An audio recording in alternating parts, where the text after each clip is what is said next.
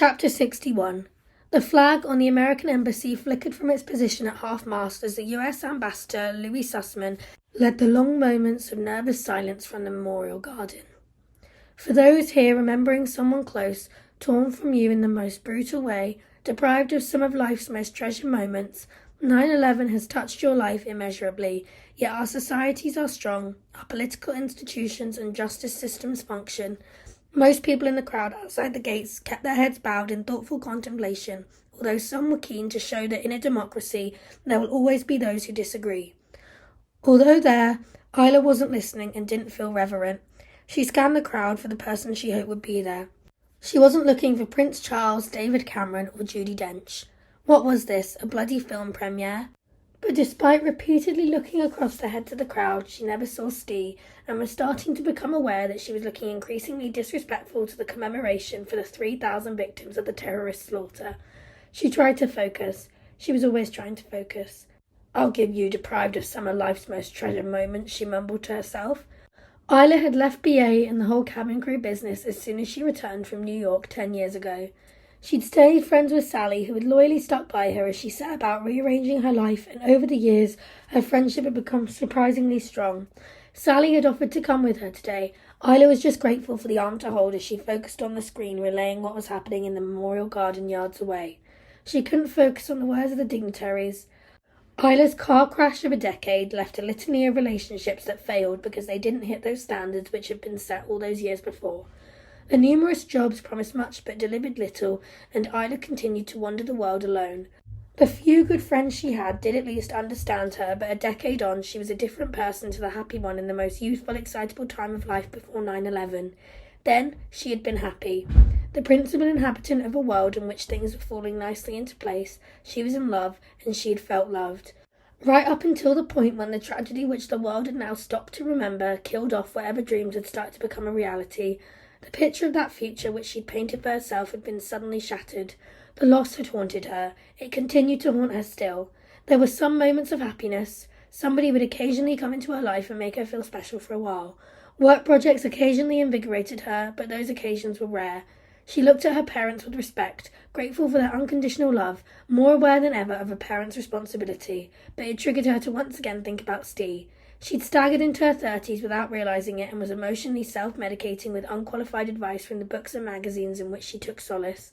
She'd read advice that told her not to waste her tears. If she looked hard enough, she'd find that she wasn't alone. Her tears were the product of her fears, which was nature's way of saying she had to let go of whatever she was holding on to. Because what she was feeling would dissolve, and one day she would feel strong enough to turn the hurt to love. Oh, fuck right off. What a load of bollocks. She was angry, hurt, confused and alone, and had ripped up too many magazines to read any more of their saccharine platitudes topped up by GCSE psychobabble. Going to the ceremony was her way of drawing a line under the last decade. She could finally let go.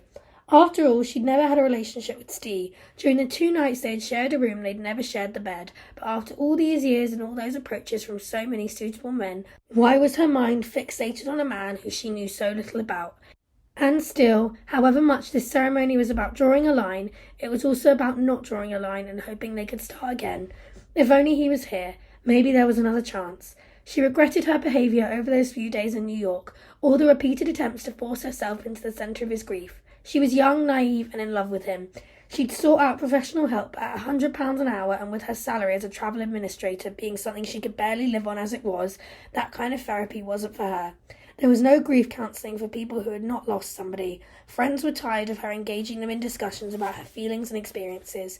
They'd grown up, moved on, had kids, and now lived in a world where the demand of nappies, blended food, and sleep deprivation made Isla's ongoing lament a far lower priority than their own immediate challenges. Her parents, loving as they were, didn't understand why she was such a lost soul. After she had quit cabin crew, her mum had a word with someone at Haven and Isla had agreed to join the company. However, she never showed up for her first day, something which caused a rift between them that had lasted years.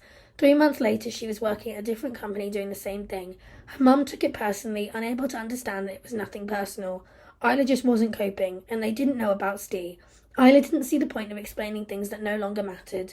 They knew she was in New York that day, but it had been left at that. There was no point disturbing still waters. The service wrapped up, jolting Isla from her daydream as had happened so many times before. The protesters held their ground, refusing to move until they could be assured that theirs was the last voice left bellowing into the London air. Sally made her excuses, racing home as she had to service the comforts of her family who'd be waiting for their Sunday lunch. Isla stood alone in the dispersing crowds, her latest stab at closure. But without a conversation with Steve, closure would never come. He wasn't there. Why would he be? His life probably moved on years ago while hers lay stagnant. Let sleeping dogs lie. He would still be a devoted father and probably a husband. If he was single, if he wanted her, then surely he would have come looking by now. She drew breath and decided that this was indeed her swan song. The line was now drawn. Steve Lewis was out of her life for good. She left in the direction of Soho, where she'd find some company to take her mind away from where it was. She'd get a drink and hoped somebody she knew would show up. It was still early, but there was always a place to get a drink. Maybe she'd sing some sad songs to an equally sad stranger. She picked up one of the few remaining papers on the newsstand, a copy of today's Observer. This would help kill some time. "Big issue, ma'am." She put the paper back, acknowledging the engagement from the bloke in the Day-Glow bib. "Thanks, mate. Keep the change."